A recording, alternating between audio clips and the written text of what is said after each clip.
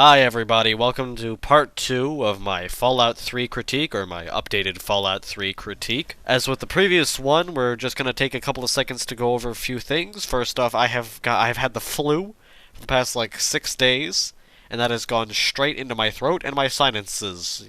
Put all your gay sex puns down in the comments. As such, the first few minutes of this video might have some kind of nasally dialogue, as you can probably hear here. So, if that's the case, I'm sorry. I've been blowing into fucking 1,000 different tissues. I've been taking so many fucking different types of medicine and stuff. I've been doing everything I can to beat this cold, so if I sound nasally for the first few minutes, I'm sorry. There wasn't much more I could do other than wait, and considering how long it took to get the first part of this out, I don't want to, delay this one any more than I already have. So with that, let's get into part 2, leaving off with getting to GNR. We found our way with the Brotherhood of Steel to the GNR radio station, the home of everybody's favorite radio host, 3Dog. Getting to GNR won't be so easy though. We have to fight through a couple of super mutants, and eventually cut our way through this giant super mutant force at the actual building itself. All seems well after we do that, but then we start hearing a couple of interesting noises. And then we get to see the most hilarious fucking thing in the world. Check this out.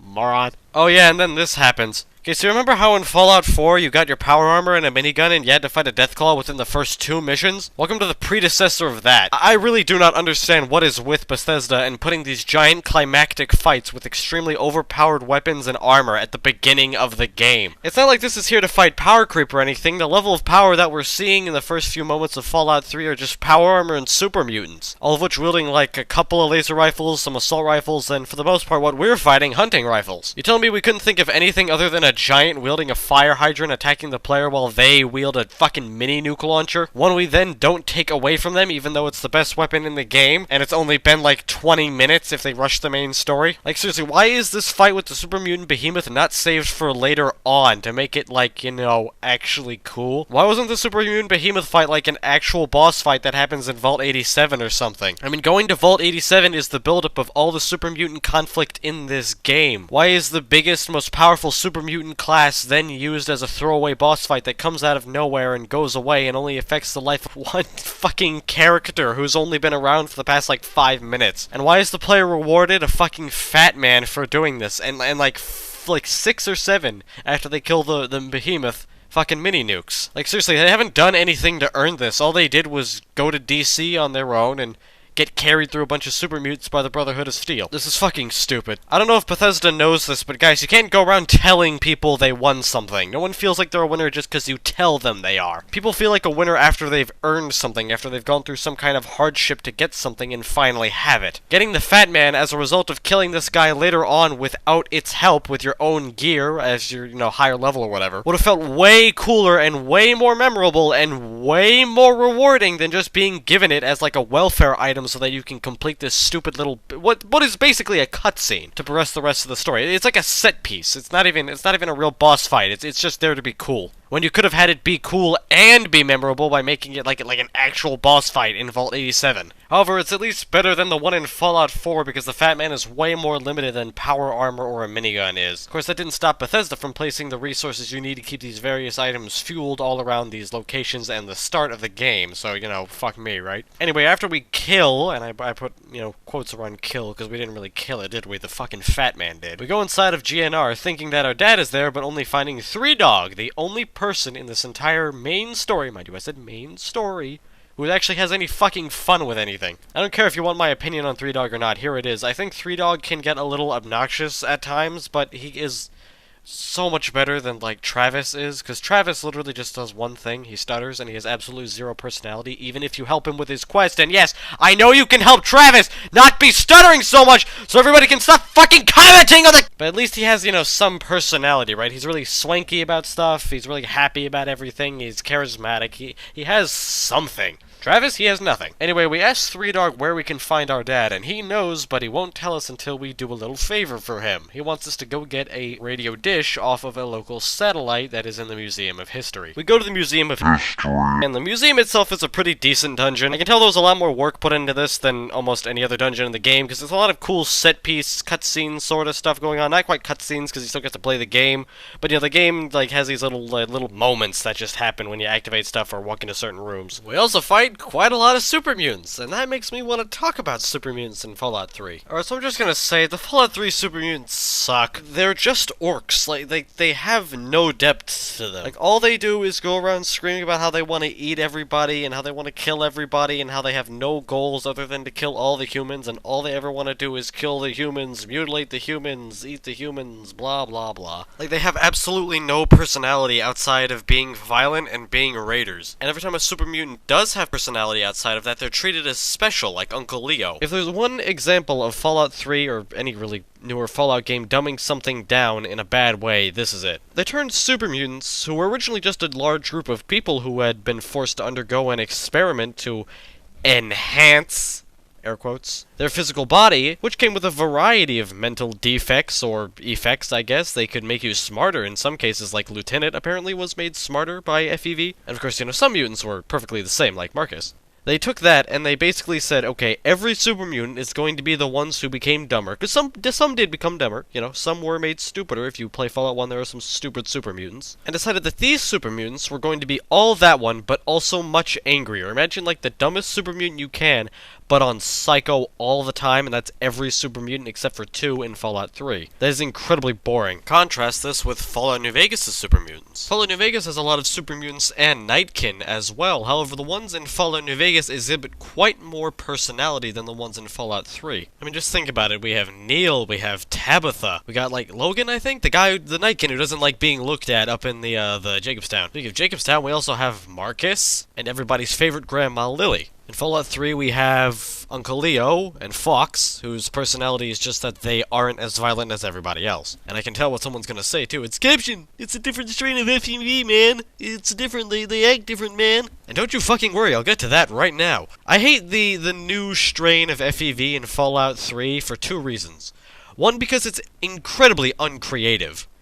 And 2, because it makes no sense. Why would the government send incredibly rare, incredibly dangerous scientific advancements over to Vault-Tec for no reason? Like, they only had one of them themselves. Why would they be sharing this technology with anybody? I know Vault-Tec had, like, a little buddy-buddy thing going on with the Enclave, who was part of the government, but this is experimental technology. This is experimental war technology. I wouldn't be handing that out to just my first allies at all. Considering how secretive the American government is in Fallout, and how secretive it probably is in real life, I'm just saying there's probably aliens in Area 52, you know what I'm saying? Area 52, it's 14 miles south of Area 51, you probably never heard of it. You know, I'm just saying, most of the time, governments don't normally go around giving out their top secret war technology out to even their best of friends, really. I mean, this was a super soldier program we wanted to use to defeat the Chinese. Why would we ever even risk that getting out? Especially since everyone in Fallout knows that, well, in Fallout, like I said, the Chinese had invaded the government and learned a lot of our secrets. Wouldn't we do the best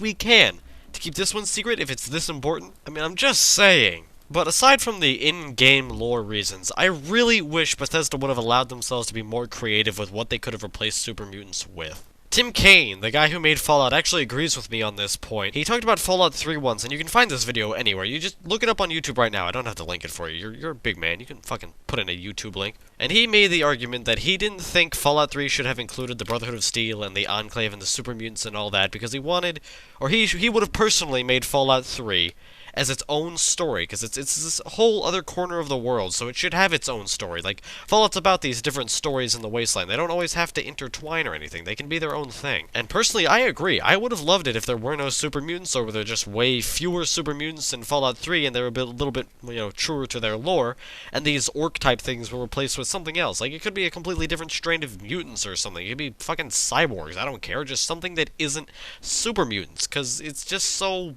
overdone. I don't know. It feels like it's in there just because the previous games had it. Like, go into Fallout 3 and play it for a little bit, or whatever. Replace super mutants with literally any idea you have in your brain. They function the exact same way. Just replace every instance of FEV with something else, and every instance of super mutant with a completely different word, and give them a different, like, look in your head.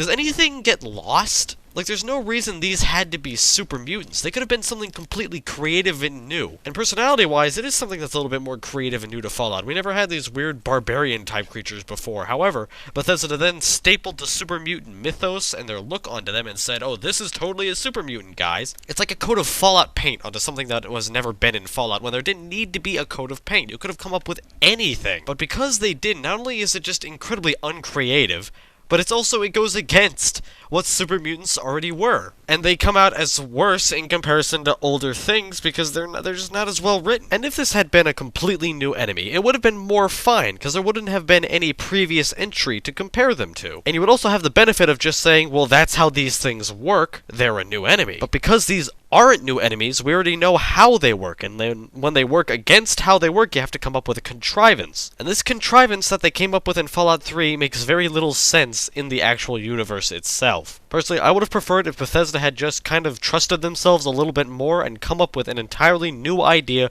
without having to rely on the previous entries to, you know, like, scrape something out of. Fallout would have been perfectly Fallout if we had something other than super mutants. We don't need super mutants for it to be a Fallout game. The same way we don't really need vaults, do we? It's not vaults and power armor and super mutants that make Fallout Fallout. It's the post-war politics and the open world and the player freedom that we all love. Yeah, like, obviously having these things builds a stronger connection to Fallout because they're another in previous Fallout games, and seeing them appear here makes you think of Fallout and all that, blah blah blah. But I'm just saying the super mutants in Fallout 3 didn't have to be super mutants. They could have been anything else. They could have been dog people. I don't care. You could have come up with anything. And again, this isn't the only example of this happening. We'll get into the other example of this happening later on. It's not quite as bad, but it's still pretty After we clear out the National Museum of History, or what the fuck it's called, we go down the road over to the Pencil, also known as the Washington Monument, and we go up an elevator to install Three Dogs' new satellite dish. I actually really like the way Bethesda, used their little ranged radio signal thing here. Being able to hear GNR clearly now isn't a particularly amazing gameplay change, but it does allow this quest to have a cool reward that doesn't involve giving the player stats or items or anything. I think, personally, this is something that more RPGs should do, is give out rewards that aren't,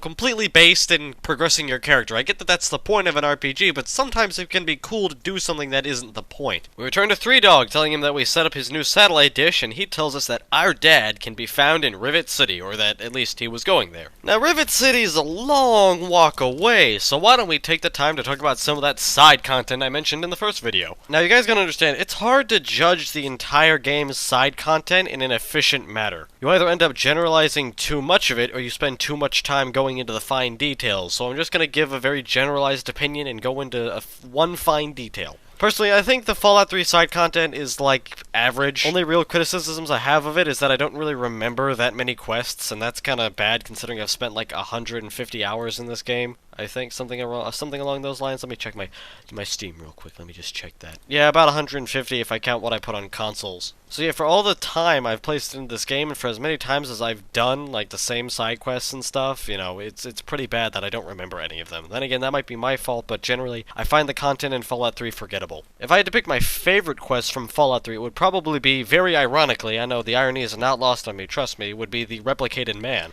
I like it because I think the dialogue with Harkness is pretty good, and I also like the fact that they did not give you a map marker for any of the objectives for this quest. They actually let you go out and find it yourself. Too bad they also put, I think, every single objective you need, or at least enough objectives that you need to complete the quest just in Megaton, so you don't really have to do much searching. Now, you're supposed to find 5 holotapes that prove to Harkness that he's a synth, and apparently there's just 5 of his holotapes all in Megaton. I could see putting one in there, like the one that Moira owns, because Moira is always going around, she's collecting all this weird technology shit, she would be this is right up her alley as a character. So I understand her holotape existing, but why does everyone else in this town own one? More importantly, why would you design a quest around players going out and exploring and then have everything they need for the quest in one very small area with no enemies? What? I also like Superhuman Gambit, because it's just silly, and it doesn't take itself seriously, and it's just fun. It's not an especially fantastic quest gameplay-wise or anything, or even story-wise, it's just a lot of fun. But again, aside from that, I can't even really, remember that many quests. There's the one in Grey Ditch, which is the most fucking repetitive crap. There's the book questline, which is decent. There's the one where you get the Declaration of Independence, but, aside from that, I cannot even remember that many Fallout 3 quests. They're just, I don't know, they don't stick in your brain for very long. They are, however, just, terribly mediocre. That's basically all that's wrong with them, is that they're just very standard. Which is a good thing as much as it is a bad thing, because it's not like any quests in this game, aside from like Grey Ditch or the fucking... the one with the fucking vampires, which by the way... Fuck off. There's fewer quests in Fallout 3 that made me really hate the game than there were in, say, Fallout 4. A game where reading a note and then going to a map marker and fighting 5 ghouls and then pressing A is a quest. But I'm being unfair to Fallout 4. There's also, Preston Garvey's quests, which are literally the worst thing ever designed by anybody. Now, of course, aside from side quests, there's also just generic exploring and stuff, and I think the exploring in Fallout 3 is pretty good. There's a lot of locations in Fallout 3 that I do remember, and Fallout 3 is a very, very pretty game. I do like it. I just like looking at Fallout 3. Like, everybody constantly rags on about how this game doesn't have any color or anything, but honestly, I think games without color can look really good. I mean, it's art, you can do anything and make art look good. It's just how you do it right. And I personally do think that Fallout 3's world is pretty decent if you, ignore all of the story. Like, the atmosphere is good, the art is good, and the exploration in the game, the locations you get to see are pretty good too. Stuff like the Dunwich building, like Williams Wharf, I think it's called, with that old lady. I don't know why, but I like that place, because I like killing the old lady and stealing all her shit. The White House, I think, is cool. You get to see, like, all these old American, like, relics. I mean, it's Washington, D.C. You get to see, the capital of the country blown the fuck up. They didn't skimp out on any of the cool places, like the Lincoln Memorial or anything. All these places that are cool in real life, if you're into that kind of shit, they're cool in here too. I still think Fallout 3 has a lot of problems with just generic Raider and Super Mutant camps, especially in the downtown DC ruins, where the whole thing is literally just like the whole thing is just city ruins and fucking metros and Super Mutant camps of enemies, which is really just not very fun to play, in my opinion. But at least it's better than 4, where the whole fucking game is a camp of enemies. But yeah, that's more or less how I think. It's just like it's just kind of, I don't know, average. Didn't really sit with me all that much. It looks very good, and it has a lot of atmosphere, if you ignore all the story, but there's never really any moments that I really super, remember. Like, I'm having to really think to try to remember stuff. Like, I have to really dig down to try and remember a lot of locations outside of the super obvious ones. Enough on that, however, let's get back to the main story. So we fight through more fucking super mutants, and we eventually make it to Rivet City, where we get to watch a bridge extend for like a minute, and we finally get to go into Rivet City after being harassed by the guards, who is totally a human, guys, I promise. Then we get to see some epic foreshadowing into the next game and go talk to Dr. Lee. Dr. Lee explains to us what Project Purity is and where she thinks our dad might be if he's trying to start it up again. We fight through more super mutants at the Jefferson Memorial, only to learn that he's not there, and he went to a place called Vault 112, or 112. Or 112 if you're not retarded like me. We travel quite a ways over to Vault 112 and go inside. The vault itself is kind of neat because it's like hidden in this other building on the top side, so it doesn't look like a vault, but it is if you go through a little secret door at the basement. Then we enter into the actual Vault 112. Vault 102 is actually pretty unique because I think it's the only vault that has ever dealt with a social experiment that doesn't rely on real life stuff. Like, I think Vault 112 is the only one that takes place in any kind of virtual reality. Most vault social experiments usually rely on a lack of a resource or a certain social rule being set in place. This one is just people living in a virtual world. The actual sequence with the virtual reality stuff that you have to do to get your dad back is pretty good. I like the puzzle nature aspect of it, and I think that the special way to get through it where you go against what the doctor wants and you do the little rhythm puzzle type thing is also pretty interesting. I really don't have any complaints about it. And we finally get reunited with our dad. The first thing we do together as a family is go back to Rivet City and talk to scientists. James tells Dr. Lee that he's figured it out and he can get Project Purity working again and they can save the world, or at least the state. And we go back to the Jefferson Memorial to try to reclaim Project Purity from all the super mutants that we have to fight there. Very recurring theme, as you can see. We cleared all the super mutants from inside the Jefferson Memorial, and then we go out and we start to turn on all the various parts to actually activate Project Purity. After we drain the pipes where all the water is supposed to go out of, we see a very curious little thing. A vertebrate lands near us, and it's got some very familiar faces, or sort of. Remember how I told you earlier we were going to talk about a second instance of lacking creativity causing something stupid to happen? Well, there it is, it just came in on a vertebrate. Apparently the Enclave are back in Fallout 3. So yeah, of all people, the Enclave are back, which is interesting because by Fallout 2 they were pretty much wiped out. Like seriously, they were practically toasted, and just 40 years later they have apparently built up enough force to start another army here in DC. Oh, come on now, Caption. 40 years is a long time. That's not fair. Okay, you know what? Fair enough. If enough the Enclave did survive and congregate in DC, they probably could start up another army. Don't think it would be one as massive and efficient as theirs is, considering they had to start from scratch, but whatever. So here's some other things I'm going to complain about when it comes to the Enclave. Now, we're going to start with the in-universe stuff first, and then the out-of-universe stuff after, like we do with everybody else. Okay, first off, why has the Enclave switched over to a less efficient armor set than they had before? Like, they've been developing their technology for 40 years. They already had these suits, the suits from Fallout 2, as like a baseline for their technology. The XO1 suits are clearly canon because they're in Fallout 4, so don't even try to pull the, oh, they forgot how to make them shit.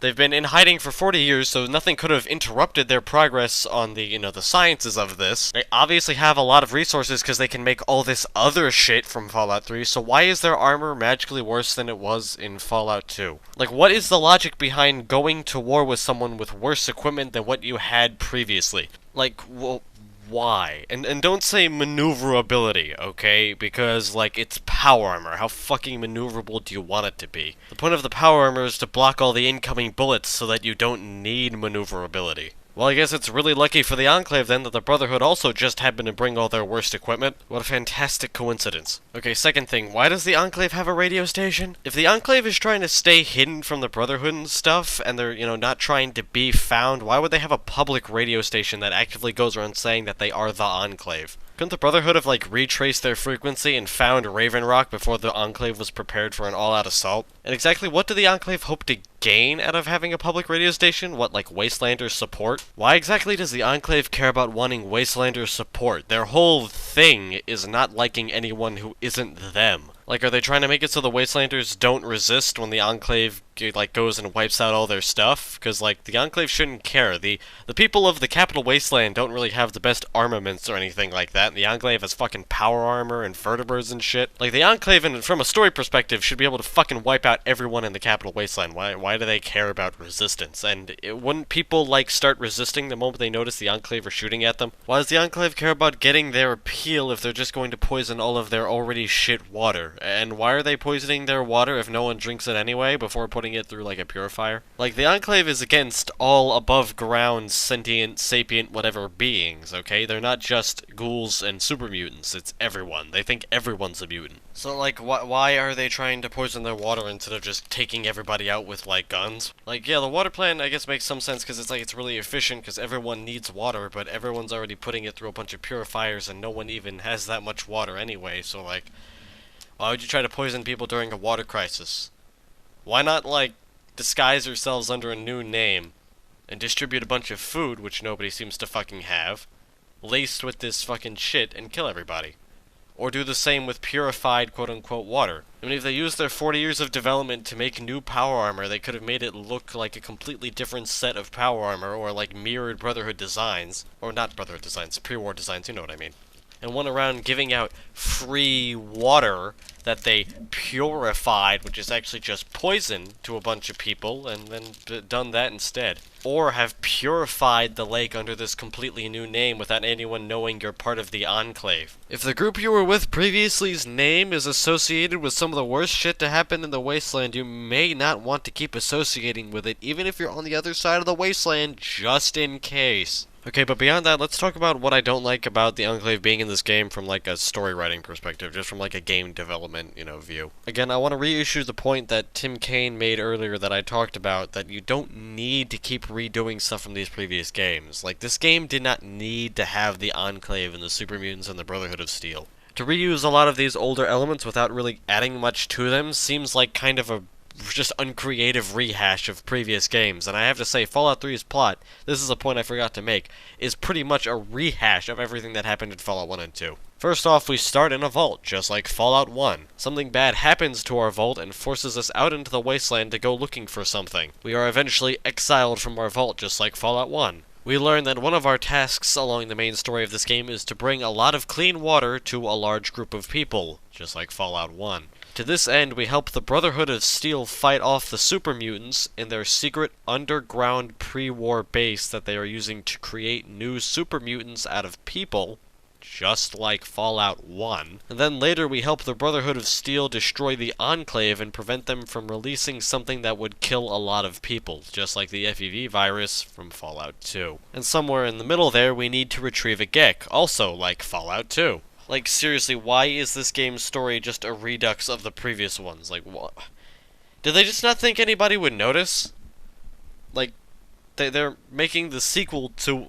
They're making the third game in a series. Did they not think anybody was going to notice this? Did they not trust themselves to make up their own story? In which case, why did they buy the franchise? And why wouldn't they feel like they can create their own new story? Like, they're a game developer. Who's going to stop them? Did they feel like they were going to try to please older fans by having all these rehashed story elements? Like, that wouldn't work, because they already knew the old fans were angry about the fact that this wasn't an isometric game. So why, again, did Bethesda not just, like, create their own interesting story with their own interesting factions and build up their own Fallout universe that could work, like, that could live in tandem with the old ones without having to borrow from those old ones? Like, I get that this was their first Fallout game, right? So they probably just wanted to play it safe, but the thing about playing something safe is that it also becomes boring. Things that are safe are generally things that are also not very exciting, and exciting is interesting, isn't it? That's why it's exciting. Redoing the plot lines to the previous two games just to make sure that no one gets offended that you're adding new stuff is not going to get you any favors.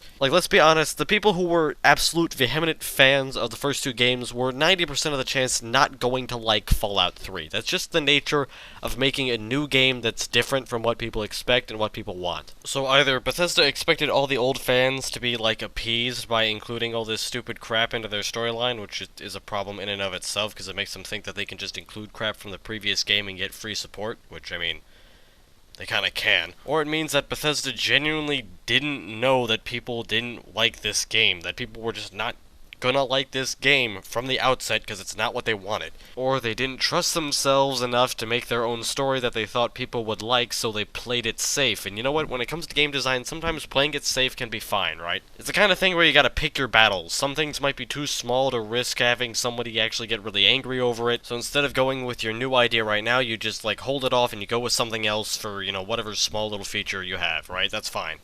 But when it comes to the main story of your game, playing it safe isn't always the best idea. And the idea of just playing it safe isn't even, like, Bethesda's problem, or even just a problem with Fallout 3. It's a problem with, like, a lot of just gaming in general. People just like playing stuff safe. It's a problem with just, like, human nature, right? People just like what they like. Problem with taking a risk is the chance that it might not pay off. Problem with Fallout 3's main story, though, is that it didn't pay off even though they played it safe, so honestly, I would have preferred it if they just went with their own creative thing. Adding something new to something that's dumb isn't as bad as going back and taking something that wasn't dumb and making it dumb. Speaking of dumb, after we fight our way through all the Enclave forces in Project Purity, guess who dies? Yeah, like an hour into the game, the dad is already dead. I don't know about you guys, but when this happened, I really did not get invested in the dad as a character. I mean, we see him when we're born, on our birthday, then here at Vault 112, and then he dies.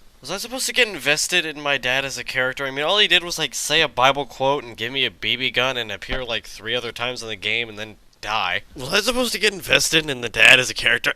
Oh god, sorry about that, I'm just, you know, dying over here. Because I certainly didn't get invested in my dad as a character in this game. He doesn't do anything. He recites a Bible quote, he gives you a BB gun, he abandons you when you're 2 years old to go talk to some colleagues, and then he abandons you again when you're 19, and then when you finally find him in Vault 112, he abandons you again to go talk to some scientists, and...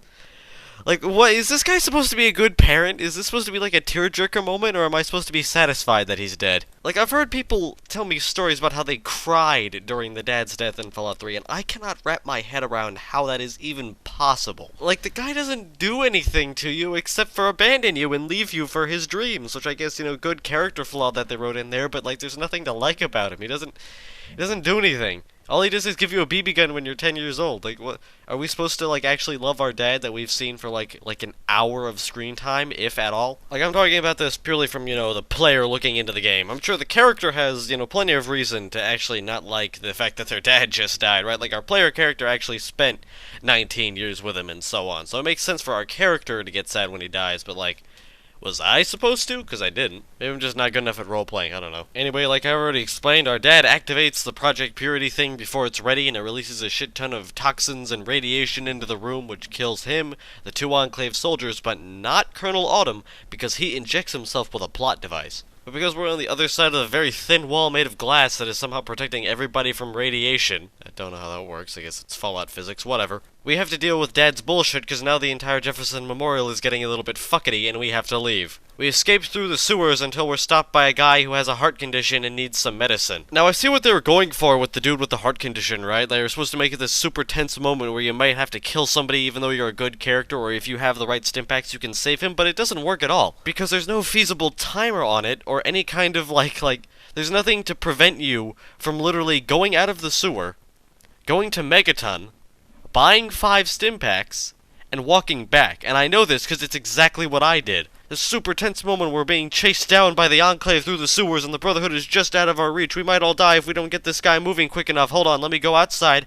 walk to a nearby city, walk back, then we can get to the medicine, and then we can go. Just the Enclave will stop, you know, I'll ask them, hey guys, we need to help this dude. Can you just stay back there for like 3 days? I'll be back in, you know, just quick time. I'll be back, I swear. I really don't get why there isn't some kind of limitation placed on this quest to make it so you can't just go and restock your fucking stimpaks.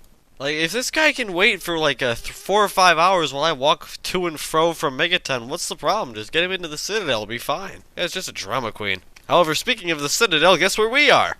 My favorite spot. The headquarters of the New Lions Brotherhood of Steel. The Citadel. Alright, so I know this video is probably shorter than what everybody was expecting, and it took longer to make, and for that I apologize, but I have been sick for like a week. Like, I'm still kinda under the weather. I don't know what the fuck is wrong with me. I might be dying. This might be like polio or something. All jokes aside, I've been really, really sick, and a portion of that was strep throat, I think. I don't know. I'm not a biologist, so I don't know if I had strep throat or not, but I know that it hurt to talk. And considering that these videos are usually just like 45 minutes of me talking, obviously there was a problem there. There was a disconnect. And I didn't want to leave you guys hanging for like another day while this video just stewed on my computer, so I'm just going to give you what I have for today, and I promise the next video will come out faster because I have all week off this week. And it will be as long as like part 1. Assuming there's enough stuff to talk about, it will be as long as part 1. It'll at least be longer than this, hopefully.